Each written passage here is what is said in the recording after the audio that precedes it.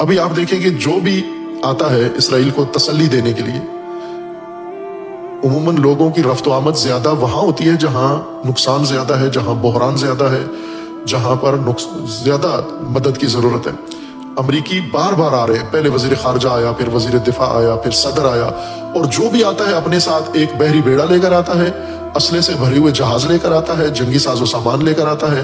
پھر اسی طرح برطانوی وزیر آئے، وزیر دفاع آیا، وزیر خارجہ آیا، اور پھر وزیر اعظم آیا۔ یہ سارے اسرائیل پہنچتے ہیں، تل ابیب میں ایک دن گزارتے ہیں، دوسرے دن سیدھے سعودیہ میں پہنچ جاتے ہیں۔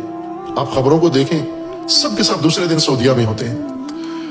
یعنی تسلی، یہ جس طرح ہوتا ہے نا کہ کوئی بندہ مر جاتا ہے تو پہلے اس کے باپ کو جا کر پہلے تعزیت کی جاتی ہے، جی آپ کا بیٹا مر گیا ہے، ہم آپ کو تعزیت کہتے ہیں۔ پھر فوراً اس کے سسر کے پاس چلے جاتے ہیں، یا اس کے